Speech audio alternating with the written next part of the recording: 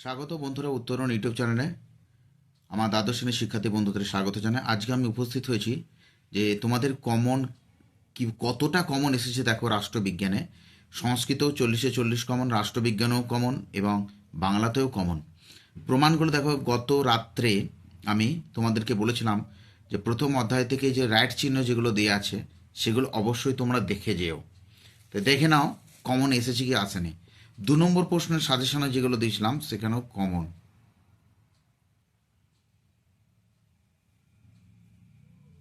দেখে নাও, আন্তর্জাতিক সম্পর্কের সংজ্ঞা কমন। দ্বিতীয় অধ্যায় থেকে তাকে রাইট চিহ্ন করে যেগুলো দিলাম, সার্ক পূর্ণরূপ লেখো কমন। চতুর্থ অধ্যায় থেকে বারবার বলেছিলাম দেখো দাগ দিয়ে আছে, ভারতের রাষ্ট্রপতি কীভাবে অপসারিত হয় কমন। 19 নম্বর ভিভিআই বলেছিলাম, বন্দি প্রত্যক্ষীকরণ কমন। পঞ্চম অধ্যায় থেকে বলেছিলাম নাগরিক সমাজের 2টি বৈশিষ্ট্য লেখো কমন। চিপকো আন্দোলনে সুন্দরলাল বরগুনার ভূমিকা বা চিপকো আন্দোলনের নেতৃত্বগণের নাম কমন।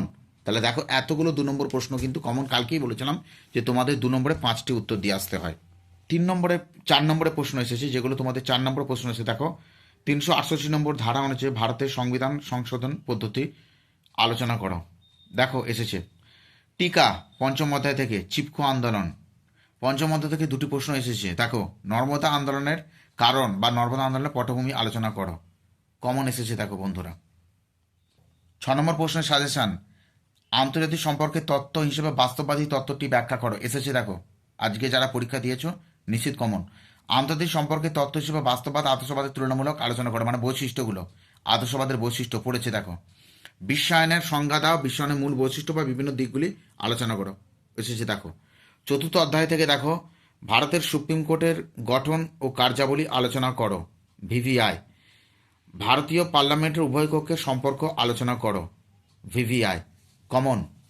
তাহলে দেখো তোমাদেরকে দেখিয়ে দিই, যারা দেখো সংস্কৃত পরীক্ষা দিয়েছিলে দেখো, হাস্যবিদ্যা গল্পে কেউ স্বর্ণবীজ বপন করতে রাজি হলেন না, কমন এসেছিল দেখো। যারা সংস্কৃত পরীক্ষা দিয়েছে দেখো সুশ্রুত সংহিতার বিষয়বস্তু লেখো, কমন এসেছে দেখো। বনেচর ভাষণম থেকে দেখো হিতং মনোহারিচ দুর্লভং বচ, এসেছে দেখো। নাটক থেকে দেখো 2টি প্রশ্নই এসেছে, আত্রের অগস্ত আশ্রমে যার কারণ ব্যাখ্যা করো বা আত্রেয় বনদেবতার সংবাদ নামকরণের সার্থকতা বিচার করো, কমন এসেছে দেখো। চলে যাচ্ছি এবার প্রত্যয়, গামার থেকে দেখো স্ত্রী প্রত্যয় কাকে বলে উদাহরণ দাও, এসেছে দেখো। চলে যাচ্ছি দেখো এক কথায় একটা প্রকাশ করেছিল বুৎপত্তি নির্ণয়, পাতুম ইচ্ছতি পিপাসতি, কমন এসেছে দেখো। গামারগুলোও পর্যন্ত কমন এসেছে দেখো। সমাজ থেকে যে প্রশ্ন এসেছিল দ্বন্দ্ব সমাজ কাকে বলে উদাহরণ দাও, কমন এসেছে দেখো। দেখো সুলোপানি বা চক্রপাণি, নীলকণ্ঠ ব্যাসবাক্য সহ সমাসের নাম, যেটা সুলোপানি পড়েছিল এখানে চক্রপাণি দিয়েছিলাম, অনুরূপ প্রশ্ন নীলকণ্ঠ, এটা এসেছে পুরোপুরি কমন এসেছে। ব্যাসবাক্য দেখো কমন এসেছে দেখো। বাতায় কপিলা বিদ্যুৎ একটি কারক পড়েছিল দেখো, সেটাও কমন এসেছে দেখো। আর যশস্য ভাবে না ভাবে লক্ষণম দেখো সূর্যোদিত পদ্ম প্রকাশতে, এটাও এসেছে দেখো। তারপরে দিয়েছিলাম দেখো সাহিত্যের ইতিহাসকে 2 নম্বর প্রশ্ন, নাট্যকার সিদ্ধেশ্বর চট্টোপাধ্যায়ের 2টি নাটকের নাম লেখো, এসেছে কমন, দেখতেই পাচ্ছ। তাহলে এই করে দেখো সংস্কৃতও কমন, রাষ্ট্রবিজ্ঞানও কমন। সেই সঙ্গে দেখিয়ে দিই হলুদ পোড়া গল্পে দেখো, হলুদ পোড়া গল্প নবীনের চরিত্রটি কমন। সেই সঙ্গে দেখে দিই হারু সালেমের মাসি 5টি প্রশ্ন লিখেছিলাম, অসম্ভব দুশ্চিন্তা হলো গৌরবীর, কমন। তারপরে চলে যায় তিমির হননের গান, মধ্যবিত্ত মোদির জগতে আমরা বেদনাহীন, কমন 2026 কমন এলো। তারপরে দেখো নানা রঙের দিন, এখান থেকে প্রশ্ন এসেছিল দেখো এই তো জীবনের সত্য কালীনাথ, কি সত্য, কমন।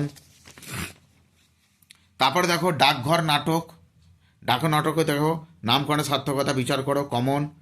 বলো যে সুধা তোমাকে ভোলেনি, ডাকঘর নাটকের শেষ উক্তির হিসেবে মতবিচার করো, কমন।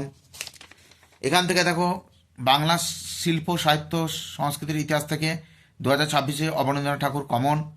একটি দেখো সূত্র দিয়ে রচনা সূত্র, কমন দেখো। তাহলে বলতে চাইছি বন্ধুরা, বাংলা সংস্কৃত পল সায়েন্সে কমনের বন্যা, ভূগোলে যে সাজেশন দিয়েছি সেগুলো ভালো করে দেখে যাও বন্ধুরা।